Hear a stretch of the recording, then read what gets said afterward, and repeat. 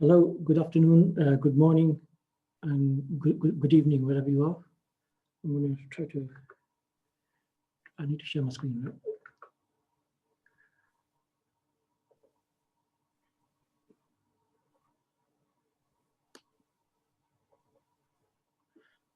I hope everybody can see my screen. Yes, thank you. My name is Waseem Farooq. I am one of the librarians at the Aga Khan Library, primarily with acquisition responsibilities. Firstly, let me extend my appreciation to the MELA committee for accepting this presentation and all of you for participating. So I am by no means an expert on the topic of decoloniality and decolonization theories. I wish to present a glimpse of what activities are being done under the banner of decolonization, primarily in the UK.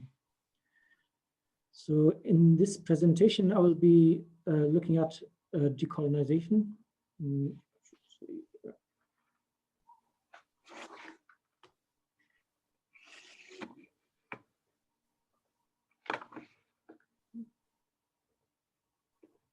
Okay, so in this presentation, I will be looking at how decolonization has been interpreted and implemented.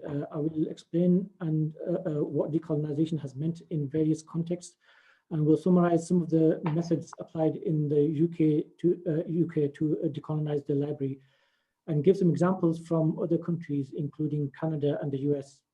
Ultimately, I will highlight the areas in which the Middle East area specialists can contribute towards this endeavor. I will attempt to highlight that. So what is decolonization? Okay.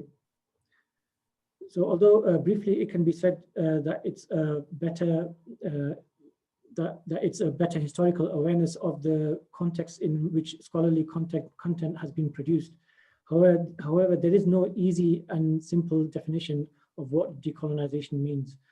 The concept will vary in meaning and significance depending on perspective, culture, and geography. So a definition from an educational perspective, according to Canada's University of Victoria's Centre for Youth and Study, is the process of undoing colonizing practices. Within the educational context, this means confronting and challenging the colonizing practices that have influenced education in the past, and which are still present today. In the past, schools have been used for colonial purposes of forced assimilation. Nowadays, colonialism is more subtle and is often perpetuated through curriculum, power relations, and institutional structures. So, according to SOAS, here are some interpretations of decolonization. It's a rereading the worldview beyond the hierarchies of race and civilization that previously informed thinking, and what was worth studying and what is being studied. So until the mid-20th century, such thinking informed and justified the expansion of colonial rule in the Middle East, Asia, and Africa. While some of these assumptions have been challenged and deconstructed, some continue to persist. So some theories and practices of development still depend on assumptions of backwardness in post-colonial societies. So decolonization can be interpreted as challenging such assumptions, models, and frameworks that include bias towards formerly colonized regions. It interrogates the relationship between the location and the identity of the writer, what and how they write about. For example, it would certainly be a flag as problematic if writing on women and gender were presented exclusively by men. So would this truly be representative of diversity? Of course not. Subsequently, how will it inspire different perspectives? Similarly, it cannot be acceptable that writings about international regions or global affairs are represented by only scholars from the West or those who are based in the West. So this will certainly influence our perspectives. This calls for diversifying of the sources in our libraries so that engagement with diverse scholarly perspectives can take form. So a diverse library enables rich knowledge and increased intellectual rigor. Decolonization then is a call for a better representation in areas that are being studied. For example, courses on the Middle East should have a fair representation of scholars from or based in the Middle East in their reading lists and consequently in the libraries. So of late, there has been a growing number of calls, conferences and literature on decolonizing the university and the curriculum. There have been similar developments for libraries to introspect and reevaluate their collections. Libraries have an integral role in the process of decolonizing the university and the curriculum. So what steps are being taken towards decolonizing the library? So university libraries have been trying to decolonize their collections by various methods. Some of this can be seen on the screen here. They've been looking at authorship and identity, intersectionality, places of publication, cultural misappropriation, mislabeling, language and translation.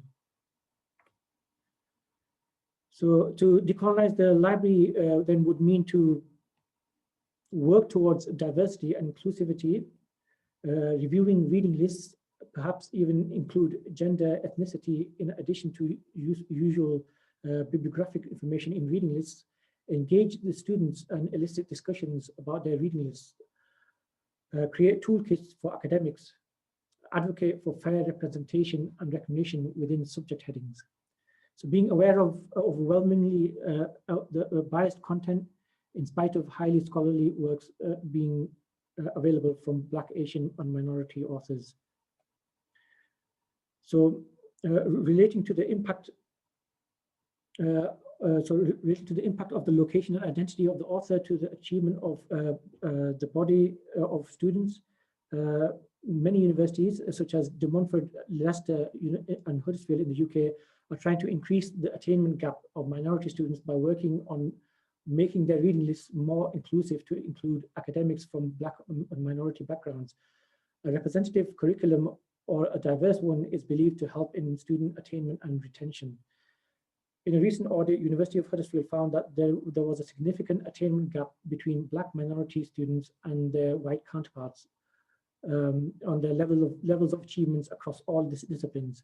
So figures gained from the advanced higher education shows that in 2015 and 16, the gap was the largest in England, where 78% of white students received a first or a 2-1 degree, grade of a degree, with 63% of Black, Asian and minority students. So that's about a 15.6% gap in attainment. However, when you look at how many students attain a first-class honors degree compared to the rest, so the attainment gap is even larger. It goes to 25.5%. So, the University of Huddersfield worked with the student union to address this issue. Amongst other things, they looked at course reading lists and noted that the average reading list had between 3% to 6% of authors from Black, Asian, minority backgrounds. So from 2018, the Students' Union and the library worked together in diversifying their collections. So overall, there has been a positive feedback and with some engagement with faculty. However, no impact evaluation report has been published so far. So while some universities audited their reading lists based on BME authors, the London School of Economics Library analysed their place of publications in the reading list. So the analysis gathered that most of the titles were published in the global north, even for those courses concerned with histories of Latin America or Africa. So on one of the findings produced by Kevin Wilson, so in the area of history of Asia, 86.3% of the titles in a collection of 23,000 are published in the global north, and of this, 71% of the titles are published in the United Kingdom or America, and America. So the third in the chart you can see is the most represented country is India from the global south, along with China, Pakistan, and Malaysia within the top 20 countries mentioned here. A quick look at the history of Africa. 82% of the titles in this collection are from the global north, with 58% from published in the United Kingdom and United States. And the fourth highest represented country is South Africa, which is just after France, with other a few other countries from Africa. It's quite a few. So as you can see, I mean, obviously these courses could be probably geared towards undergraduate students or postgraduate courses. But in terms of, I mean, it would be good to one to just look at their reading list and see how they can possibly try to diversify their reading list and try to get some representation from the global south areas that are being studied. And another area is of looking at the biases are the subject headings. So in terms of cataloging and metadata classification schemes and subject headings are vital in retrieval of correct resources. So University of Alberta initiated a Decolonizing description project to address the discriminatory language in the Library of Congress subject headings. And so they established a working group by that name. So they noted that the impact of discriminatory language has marginalized Native Americans and has hindered equal access to library materials due to the bias in major classification schemes and major controlled subject vocabularies. The lack of specificity within Native topics failed to organize Native material in a way that was conducive to retrieval. So for example, general example is the subject heading Indians of North America not only uses an incorrect term for indigenous peoples, but erroneously reduces dozens of tribes and civilizations to one large group. So another problematic subject heading, illegal aliens for undocumented people, was publicly challenged by a movement that started after a Dartmouth undergraduate student came across the term in 2013. The campaign led to the Library of Congress agreeing to replace the offensive term to non-citizens and unauthorized immigration in 2016. The decision, however, was soon overturned by the House of Representatives, and the Library of Congress was ordered to retain the terms. Thus, illegal aliens remain the authorized subject heading, despite many protests from librarians and the American Library Association. On this topic, there's a very great documentary to watch, which is called Change the Subject. So the full movie is available online. The link that I found was on the librarianshipstudies.com. Okay. So on the subject of headings, Blair Kuntz presented a paper at the 29th Annual Malcolm International Conference in Sarajevo in 2007. Blair's paper illustrated numerous examples of the Library of Congress subject heading biases. It illustrated that the Library of Congress subject headings tended to favor white patriarchal European settlers over the indigenous Americans. Similarly, the American government and corporate media viewpoints were reflected in the portrayal of the countries of the Middle East, such as Palestinian-Israeli conflict. So the subject heading Palestinian-Israeli conflict still remains a variant for the authorized term Arab-Israeli conflict. Blair obviously gives a lot more examples in his paper. So diversifying the library's collection is just one aspect of decolonizing effort. Finding ways of obtaining indigenous material through local vendors, changing ways of making material available and sharing it with the public are also part of it.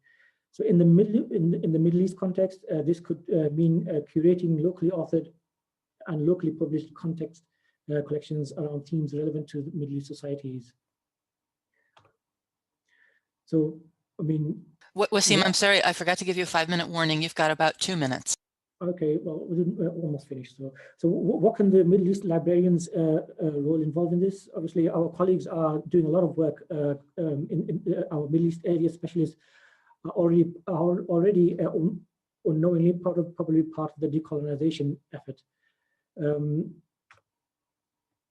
Middle East librarians are already making specialized resources available in all formats to scholars and researchers. Universities and libraries with such fortunate staff are very fortunate. So the Middle East librarian can try to initiate dialogue with faculties about decolonization and the benefits of a diverse reading list. They can train the faculty on how to audit their reading lists, They can look out for biases themselves in subject headings, classifications, and other controlled terminologies. They can think about how they can make resources more accessible to a wider range of users. Let's have some suggestions at the end of this presentation. So let's finally, decolonization is a process. So it's, it's difficult to define, it's difficult to pin down, but it's a process. It's not a one-time event. It is essential to keep reflecting throughout. It's basically just be mindful. So finally, I'd like to plug in that with the raising awareness of decoloniality and decolonization, it has become even more essential to assign and retain an area and language specialist librarian. So how else would it be possible to ensure that areas being studied and taught are being represented effectively by scholarly opinions from within the area being studied and from without? Thank you very much. Okay, so I would like to stop my sharing the screen here and pass the button on to Bashar. Thank you, Waseem, for your presentation. Hi, everyone. My name is Bashar Malkawi. I'm the former Dean of the Law School at the University of Sharjah, Professor of Law, and seconded to His Highness Dubai Ruler's Court as Director of General of Knowledge Management, Information Resources and Research and Publication. I'm honored to participate in the MELA 2020 conference, and I thank those who are supervising and organizing this wonderful event. I'll be talking about copyright law in the Middle East.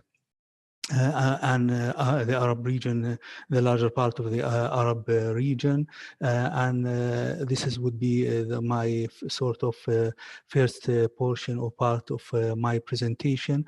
I will shed some light on some of the issues and concerns about copyright laws in Arab countries and how the COVID-19 health crisis raised some concerns about these issues and some of the flexibilities and limitations that are built into these copyright laws that affect access to library resources, including or specifically ebooks.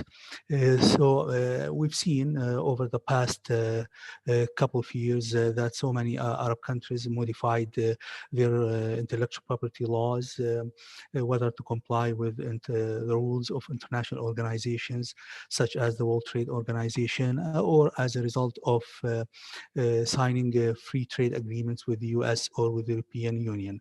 Now, from a historical perspective, we'll see that the focus of most copyright laws in the Arab region focus on moral rights rather than economic rights.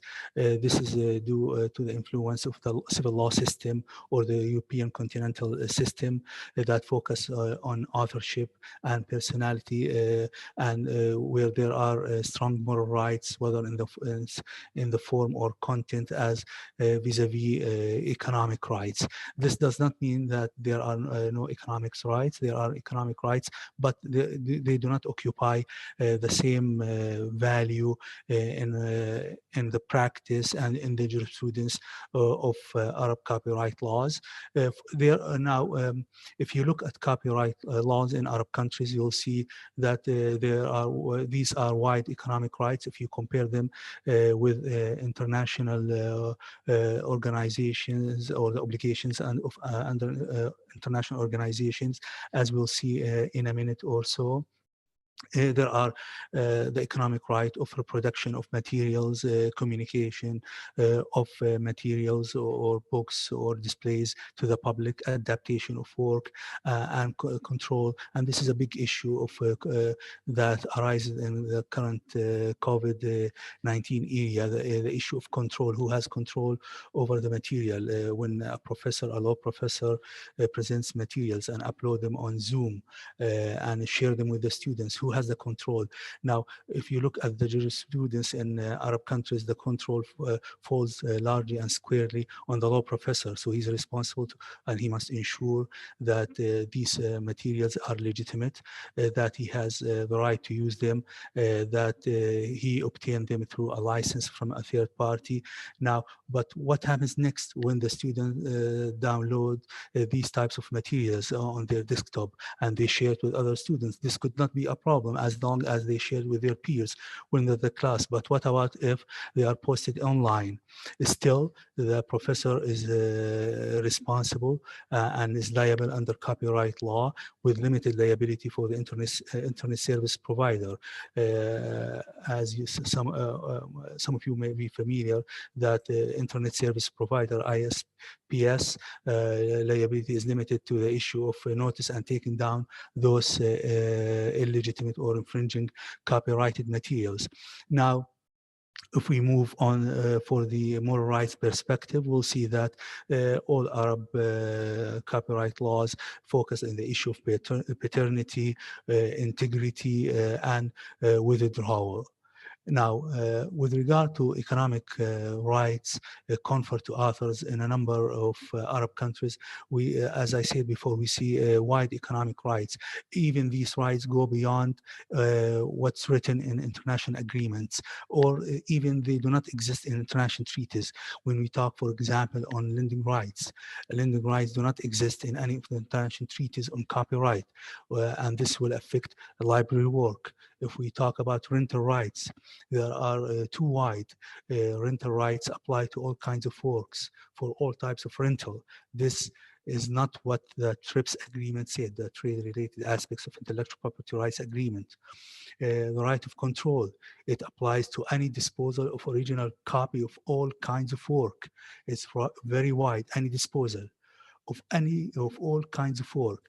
Now, for example, if you look at the rental rights under Article 11 of the TRIPS agreement, trade-related aspects of the intellectual property rights agreement under the World Trade Organization, this is really the agreement that gave teeth to the enforcement of the intellectual property rights. You will see that this article applies to computer programs and cinematographic works where members shall provide authors and their successors the right to authorize or prohibit the commercial rental of public original or copies of their copyright works. Again, somewhat limited. But if you look, for example, at the Egyptian IP law, as perhaps a main source of copyright in Arab countries, the author and his successor, this is what the Egyptian law says, shall have the right to control any disposal, whatever sort of disposal, for any original copy of the work. This goes beyond what's written in Article 11. I don't know if this is on purpose or whether it's some sort of obligation. If we talk about the anti-circumvention measures, now copyright law in the region include some of the highest technology protection measures adopted, where the prohibition applies to the manufacturing, assembling, importing any device or technology that try to circumvent these built-in technology or technical matters in books or some other materials. Now, there are absence of exceptions that apply to TMPs, technology protection measures. Well, this is relevant to libraries, archive services, perhaps the exception where there are exceptions and is under the Moroccan law. Now, if you move on to the term of copyright protection, under TRIPS Article 12, the term of protection is as long as the author is alive plus 50 years after his death. Now, as a result of many Arab countries signing free trade agreements with the US, especially with the US, they exceeded this period beyond the 50 years. So we see, for example, in Bahrain, as an example of a country that signed a free trade agreement with the US. Now, for a book, for example, the protection will run for as long as the author is alive, plus 70 years after his death. This is as a result of the insistence of the U.S. Negotiators. Now, if you take a look at the copyright flexibilities, and this is very important in terms of limitation and exceptions that are built into copyright laws of Arab countries, you will see that for some Arab countries, there is little experience of utilizing these benefits to their advantage. So the focus for the past 2 decades, frankly, was about the enforcement, how to enforce and strengthen copyright, and little attention was paid how to utilize whatever permissible exceptions under the law to increase access to information and knowledge. For example, some of the built-in permissible exceptions into these copyright laws talk about performing the work in a meeting with a student. Of course, as I can tell, as far as I can tell, based on law and jurisprudence, I didn't see a Supreme Court ruling or a decision that will detail some of these exceptions. The focus seems in bringing any action in court about strengthening the enforcement of copyright rather than utilizing these limitations or exceptions. There is another exception with regard, for example, of reproducing an article for teaching purposes in an educational institution. Now, what do I mean by article? How many articles? For how many students? What type of copying is allowed? These are some of the gray. Hello. These are some of the gray areas that need further explanation. When we talk about photocopying of personal information for personal use, single copy for exclusive personal use. What do I mean by this? How this can be interpreted? So these are some of the examples of these permissible exceptions. When we talk about limitations, for example, allowing parallel importation of protected works, about compulsory license for educational purposes. These limitations have never been tested in court so that one can know the boundaries of these exceptions or how can be utilized. Now, international treaties allow members such as WTO members to use compulsory license as long as there is fair compensation to produce protected works for purpose of education. Of course, there are tests such as how much copying is allowed, for what purpose, what has this or how this affect the legitimate market of the copyright holder. Is there fair compensation? Now, some Arab countries have excluded the possibility to request compulsory licensing.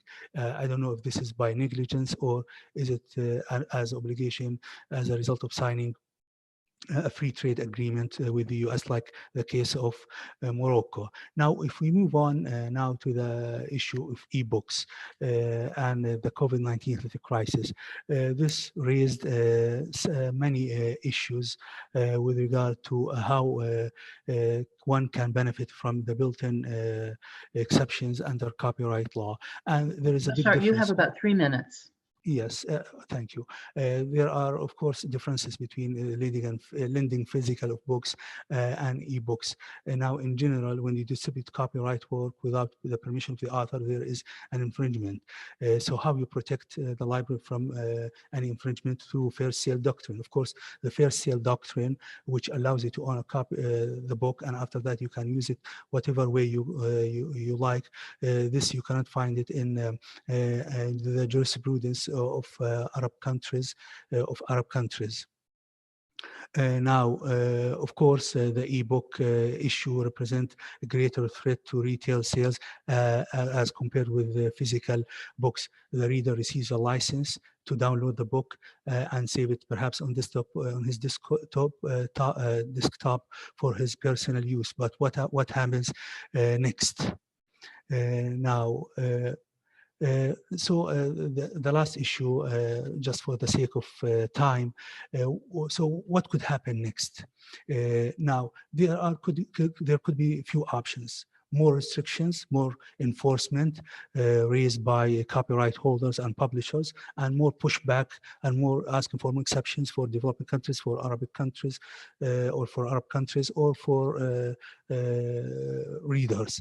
Now, let's talk realistically. What could happen? Amend the law where you could allow the right to read an ebook for personal use, and you give the right to resell and distribute the ebook as you like. This is highly unlikely. Another option would be when a library make a copy for an ebook for purpose of lending. This could be for a limited period of time to avoid an infringement, for example, during health emergency. This is one viable option. And the last viable option would be to permit the use of copyrighted subject matter materials for cross-border teaching. This could be a new teaching exception. So as a conclusion, what I call for or argue is that the national copyright law should reflect the practical needs of Arab countries. Now it's time to explore not only the strong enforcement of copyright law on the side of author and publishers, but really also to explore the limitations and exceptions for the benefit of readers.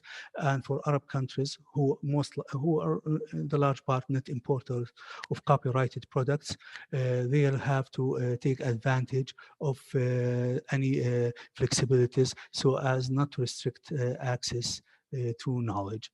And thank you for listening. I will pass now the mic for my colleague, David. Thank you.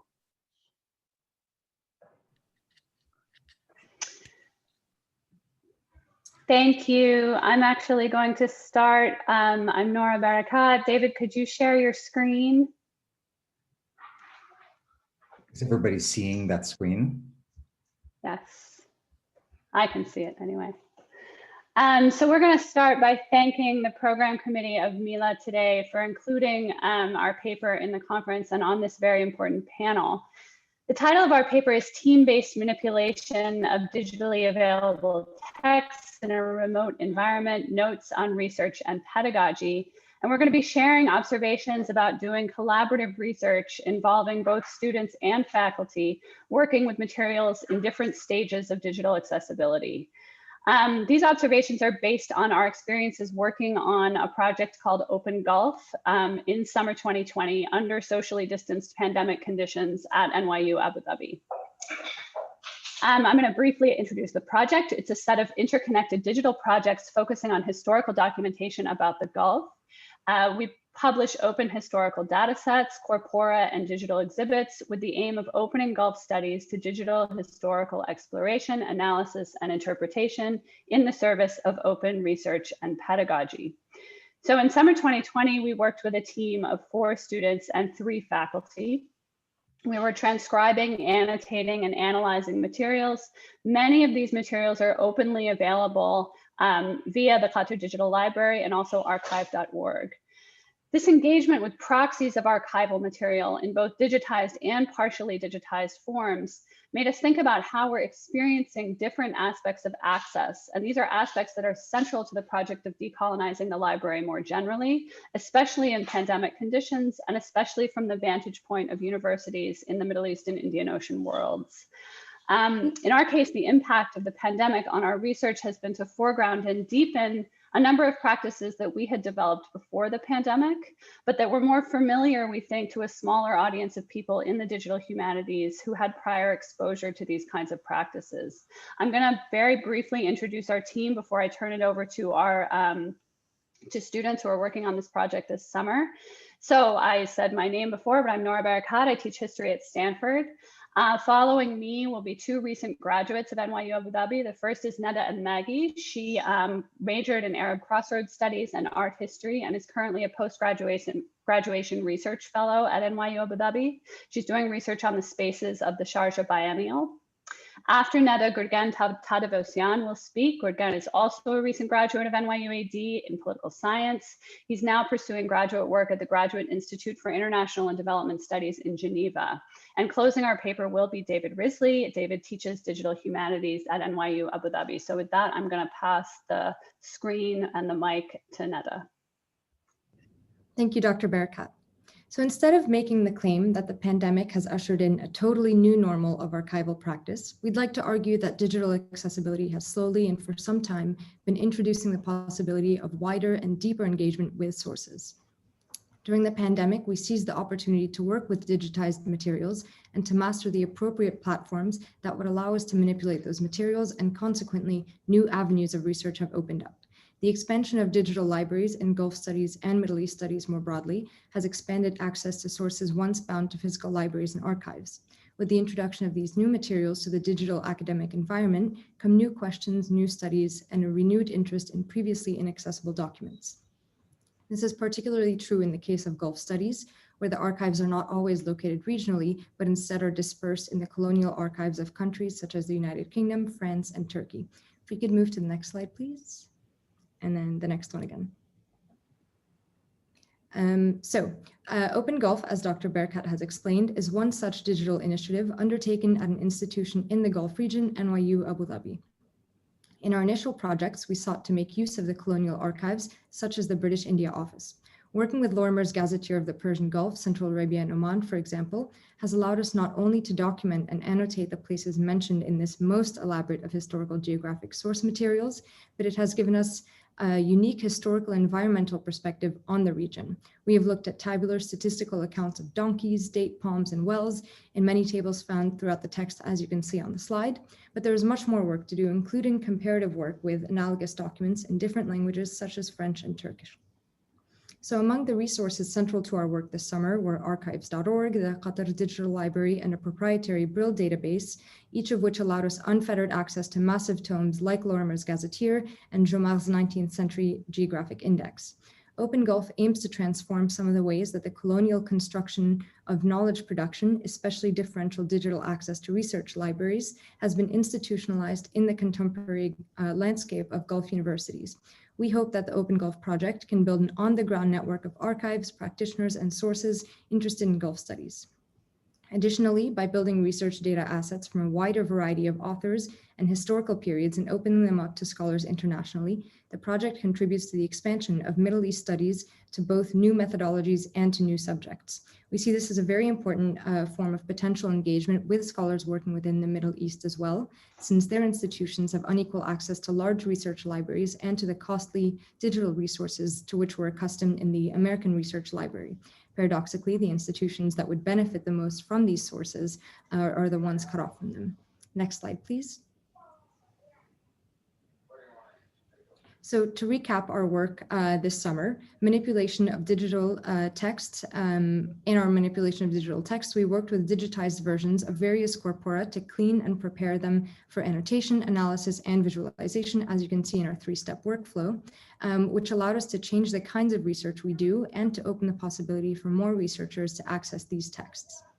In engaging with the digital history on the MENA region, by doing things like publishing data sets based on these texts, scholars from around the world can begin to collaborate with MENA-based scholars, not only to incorporate the data in their research, but to increase the interaction with institutions based in the MENA region. As our research experience this summer suggests, the expansion of material types that researchers can access subsequently shapes the questions that they can ask and quite literally unlocks a world of opportunity. And now I'll be passing the microphone to my colleague Gurgen. Thank you very much, Nora. I hope that you can hear me. In this section, we're going to talk about the world we live in today and how the role of librarians perhaps has changed due to that. Can we go to the next slide, please? Due to the pandemic, we have found ourselves in a situation when in-person meetings are not welcome, the virtual ones are mentally taxing, and the libraries are closed. Touching physical resources is discouraged. We do not have the luxuries we used to have. While many things have changed in the world, one thing has not, and that is reference assistants getting asked by patrons to do their research for them.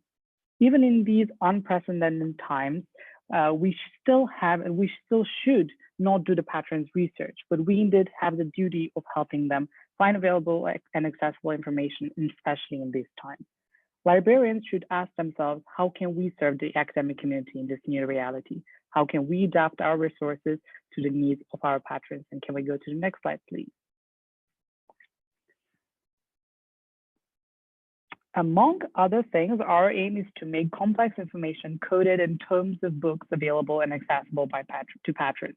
We translated the 5,000 pages of Lorimer's gazetteers into a data set. Using this data set, we tell stories, and here are two examples. On the left, you can see the map of Qatar.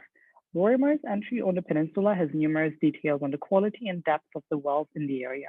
Bearing in mind that wells are an important resource in the Gulf region, patrons can use this map to set forward different hypotheses, especially those relating to the role of wells in human settlement and movement in Qatar. On the right, we can see a map of the 19th century political dynamics in the Gulf. In the gazetteer, Lorimer mentions the countries that are protecting specific pearling operations in the region. Using this map, we can tell a story about the historical spheres of political influence of major powers in this crossroad of political development. This information was particularly important for my work on the role of foreign influences in the state building of the Gulf countries. It is worth noting that translating and transcribing these resources, of course, requires literacy, especially that are working with various types of information. And can we go to the next slide, please? Information literacy is a key factor in making these resources available, but also in working remotely and independently. Our team works time zones apart. We believe that a well-coordinated team that has a clear strategy of methodological approach can work through the distance and time zones. It can further encourage individual creativity, particularly where working on digital textual analysis. Firstly, digital textual analysis allows for new questions to be asked. Its tools allow for data enrichment, manipulation, and analysis. Apart from the analysis of the existing information, it also allows for a critical approach and thinking about knowledge construction. Secondly, digital textual analysis is very well suited for our times. The clear and synchronized methodology of analysis, combined with efficient but non-intrusive project management, allows for independent work. Our team meets virtually twice a week for an hour to update each other on our progress. The design of teamwork allows for independent work between the meetings, which further permeates individual creativity and thus new ways of thinking about our data and the project as a whole. Needless to say, the individual information literacy, group transparency, and independent work solve the issue of being in 3 different time zones, 11 hours apart. Overall, we argue that information literacy is important for navigating the large amount of digitized material available, but also that data literacy is essential for knowing how to manipulate, enrich, and analyze data in different formats in order to interpret it. It is even more important in the strange times that we live in. I'm passing to Professor Wrisley for concluding remarks. Thanks, everybody. I'm going to just, as a way of concluding, what I'd like to talk about is a movement from these overseas sources, if you like, which have been digitized and have been made available about the Gulf region, coming from a colonial world, to more locally held sources, and thinking about the kinds of questions that Gurgen brought up in his particular section just before me. So on this idea of team-based manipulation of digitally available texts, to get at the data that they contain and creating visualization or interactive visuals as an access point for exploring historical documents, I'd like to bring up the question, a new project that we're launching at NYU Abu Dhabi called Abu Dhabi Calling. Before COVID set in, we had been exploring ways of digging deeper into the ephemera that we have on site in archives and special collections. The head library in that department at NYU Abu Dhabi Library, Brad Bauer, and I co-presented a paper for the Digital Archives in the Arab World Conference here in Abu Dhabi in the fall of 2019, in which we argued that strategies for acquiring special collections in an area like the Gulf, that is in relatively new libraries, might prioritize the acquisition of materials that lend themselves to the kind of digital manipulation that Nada and Gurgen have spoken about above. Building on the idea that the pandemic period has opened the door to a more intense moment of data collection analysis that we might have actually had in a regular year, and the exciting results that we achieved in summer 2020 working as a team, we're encouraged to push forward on this project, the Abu Dhabi Calling one. It involves the digitization of about 20 phone books from the Frauke Hurd Bey and David Hurd collection, as well as their transformation into structured data and annotation. This project is distinct from other international phone directory analyses projects that you might know, like the NYC Phone Directories Project or the Atlas work with the Bulletin du Commerce in Paris, or even North Carolina State's Harala Center's project on the Syrian American business directories. And this for several reasons. First, the number of data points climbed to about 1 million data points of subscribers of landlines and of businesses in the Emirate of Abu Dhabi. But also in English, they transliterate names of a super diverse population from the Arab regions, from the Asian regions, sometimes including information about gender or education level. And more importantly, then in contradistinction to the other sources that I mentioned, our phone books actually contain no street addresses, which make for quite a challenge in thinking about a project like geolocation. Oops. Reload. Sorry, my last slide doesn't seem to be showing. Oh, there we go. So, no, there we go. Give me 1 second. My last slide, one of the pictures is actually missing from my last slide. That's probably why. But I think that one of the interesting things for us is this question about the integration of the history of infrastructure into a project.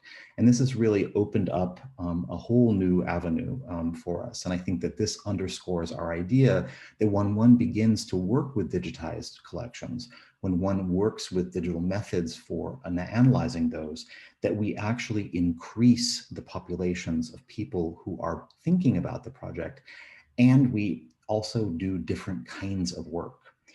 This is a more difficult project, but our hope is, following this journalist, Al-Duwayhi from Riyadh, speaking about the Riyadh phone books in the 1970s, is to actually come up with what he's calling here a social map of the city, right? So we can deduce from the phone numbers of telephone exchanges, we can then plot those and think about those in the space of the city, and think about not only the movement of populations and the changes of the populations across time, but sort of speak back to arguments about the supposed constant transience of Gulf cities, to look at some of the threads perhaps of their permanence. So I believe that this kind of project, leading out of the original one, moving towards local sources, is strong evidence of our claim that working with digitization not only expands access, but it changes the work that we do and the communities with which we work. And on that note, I will thank you for your attention today. That was perfect timing, David. The alarm just went off. So, fabulous, fabulous session, guys. Everybody did a great job with your presentations. And technically speaking, we are terribly, terribly close to the time to end the session, but I am going to take the prerogative as Chief Executive Officer to extend this session long enough so people have a chance to ask some questions, but we will have to be quite condensed and fast. So please speak up. You can unmute yourselves and jump in and ask questions to our fabulous presenters. I mean, this was really rich. And also, I just want to say there were several comments in the chat about getting some of the references that everybody referred to in the course of your talk. So if you have a way to pull those together, and maybe you can send them to me and I can distribute them to the registrants or something, you know, we'll think of something. But okay, so please, questions, bombard them with questions.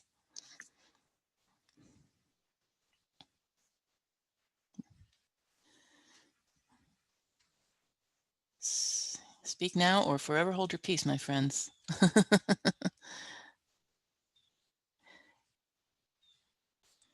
Let me see. I'd like to ask a question of Bashar.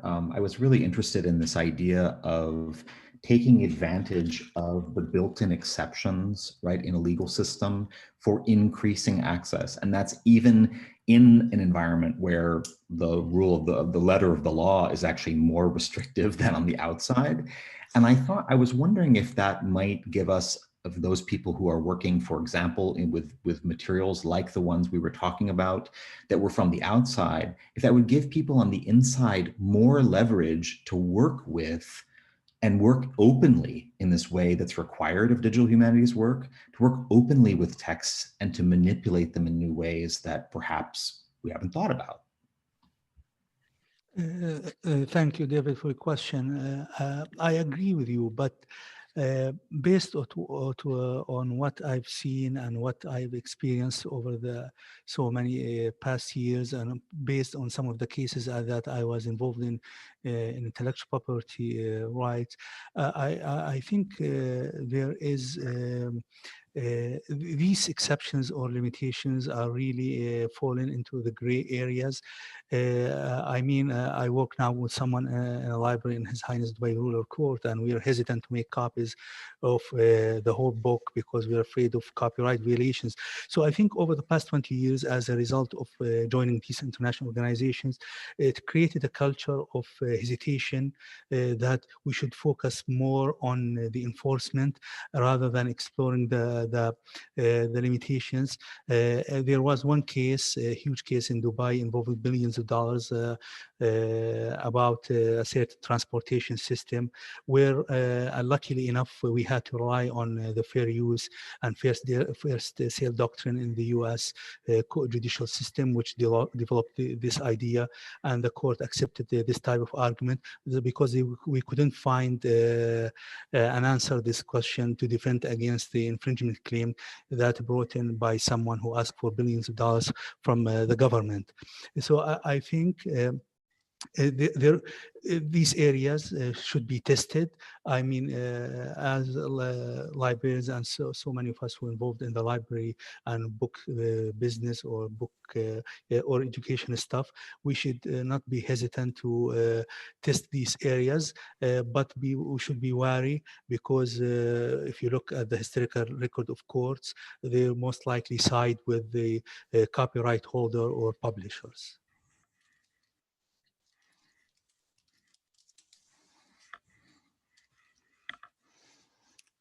Okay, thank you very much, Bashar. Additional questions, please.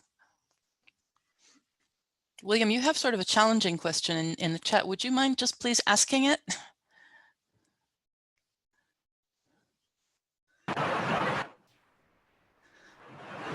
Let's see, maybe not. Okay, never mind. So if you guys would refer to the chat, William has sort of 3 paragraphs where he's asking what exactly does decolonizing collecting mean when we are collecting in these areas that are otherwise neglected by most libraries. So I'll just ask it for William because I think he's in a car. Yeah, that's a fantastic. I mean, point. I mean, obviously, I did sort of mention that at the end that that we are very fortunate as librarians of the Middle East that we are already engaged in a form of decolonization, meaning that we are actively collecting material from the area or the regions that are being studied. But this is not, I mean, obviously from this conference here, obviously many people are engaged in the UK. There is the issue of, and there is a lack of, or there are a dwindling number of Middle East librarians. So, you know, it's more of, I mean, it was just mentioned that we are doing something, but obviously we can still do more in terms of trying to, I mean, we can still analyze the reading lists just to see for the undergraduate or postgraduate courses that are to what extent you know, where are the reading lists being published? Are we using research? Are we using scholars from the Middle East to teach about Middle East studies in the West? I mean, it's just a call to reflect and to think about, you know, or try to make, you know, just to try to make sure that we are doing our best at least. It's not that we're not doing enough, but it's, you know, if we can do a little bit more, why not? Sure. Yeah, thank you very much, Waseem. And William adds, isn't this the role of the faculty?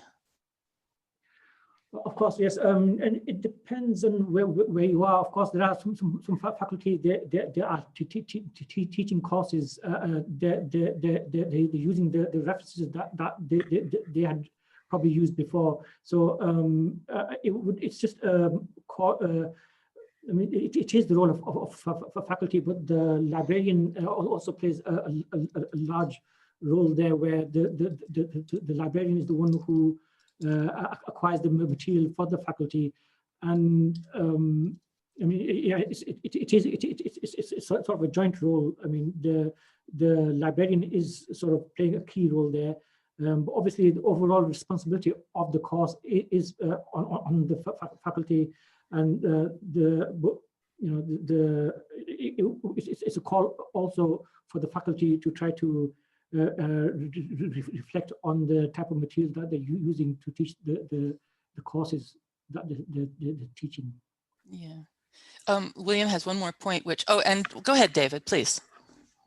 I'll just jump in as a faculty member and say that one of the things that I love doing the most is actually teaching in special collections, or teaching in the library and teaching with primary sources, right? So I actually look at the kind of work that we were talking about today as a translational activity, right? So I could imagine very easily working with sources that people don't necessarily read or read perfectly, right? But doing the kinds of work that we were talking about by translating for the screen, or perhaps distilling down a large amount of information or something along those lines, activating those primary resources that have a real effect of decolonizing the university in front of people and with students, right? So I think but I can't do that without librarians, right? I can't do that without the active role of the librarians in facilitating that kind of access to such materials. So thanks for the good question. Let's see, Gurgen has his hand raised. Go ahead, Gurgen. Yeah, I just wanted to add a tiny addition to what Dr. Wrisley said.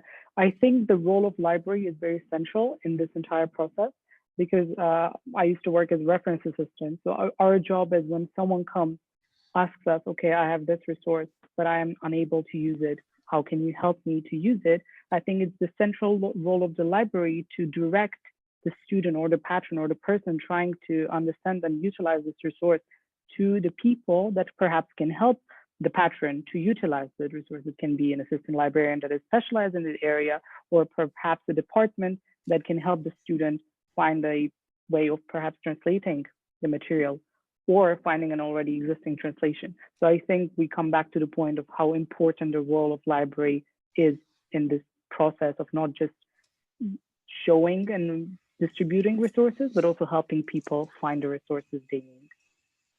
Yeah, great. Go ahead, Asuman, please. Also, I want to add something.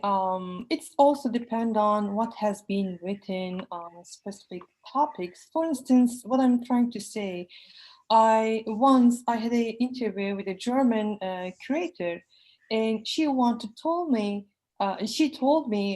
she wants to collect narrative Black African slaves, the narrations, but there is no written sources about that. So even the creator wants to add those type of collection resources. It hasn't been written. There is no written sources, mostly verbal. So sometimes depend on what has been produced so far. Mm-hmm.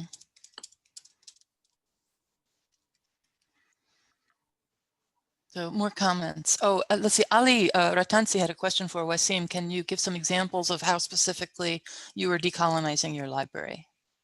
Yeah, well, I just saw that as well.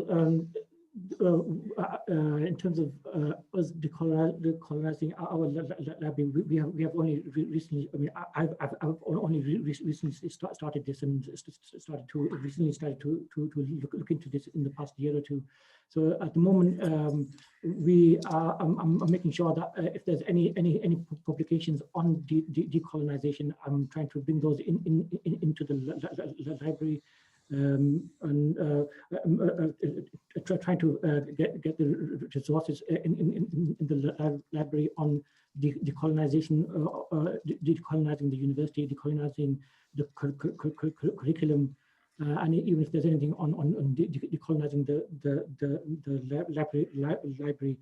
I think step number 2 would be to try to get the faculty together and try to talk to them about decolonization, and how we can try to look into our reading lists and try to gauge in terms of how we can improve the reading list and try to make it more balanced and representative, and to include material from the places, from the areas that are being studied, and try to include the scholars from the regions that are being studied. So at the moment, we haven't done anything formally, but we are, I mean, hopefully in the coming academic year, I would like to raise this. Great, thank you, Waseem. Yasmin has her hand raised. Yasmin, go ahead.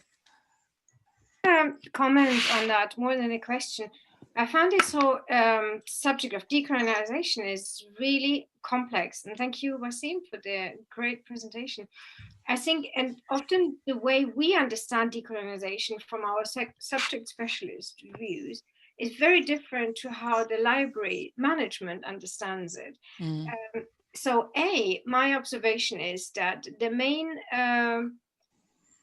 sort of proactive move in that context is to save the library from any possible allegations or any scandal or any, you know, it's about, they're looking at vocabulary that's used to describe things. They're looking at how material from that part of the world that used to be colonized is being presented, how much is actually being revealed. And there is a great fear around reappropriation and reconstitution and all that. And the actual library as an institution is dealing with very different issues than us potentially, or those who are closer to academia or to the students. And our understanding is very different of what that actually means. That's one point. The other point is about buying material from the Middle East. I mean, I've always been doing this, and I'm perhaps lucky to work in an institution where there is a budget for it. But in the same time, all the economizations and, you know, whatever savings that's coming all our ways entails that if we need to adhere closer to the research that's actually going on rather than following a more generic collecting policy, because we just can't buy everything and all that.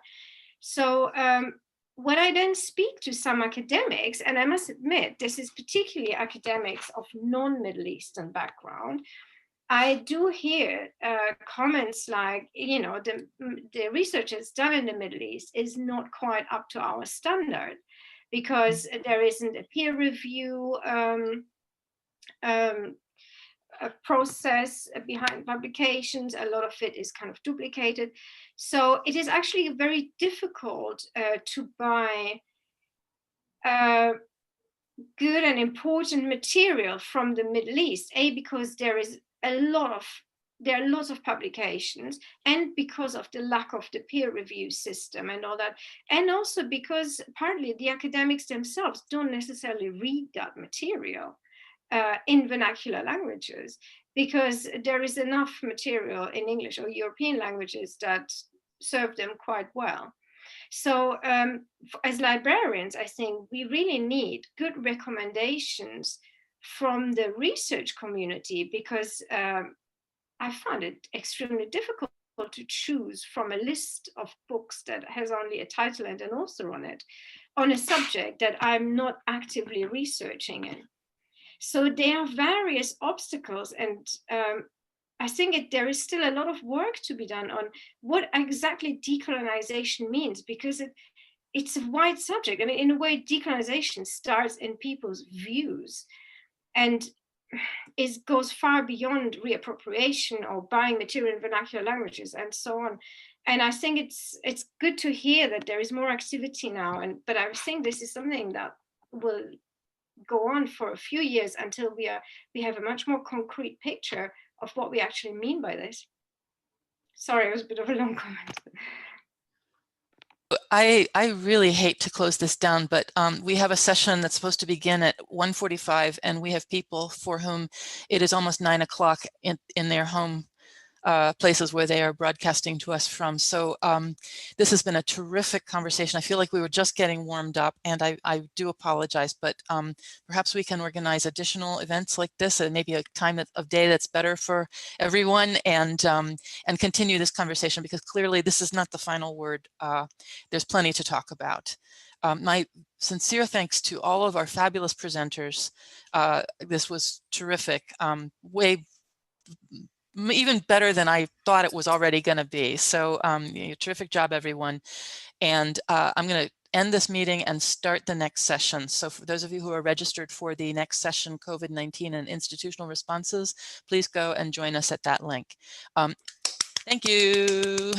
Okay, bye for now. And thanks again. Thank you.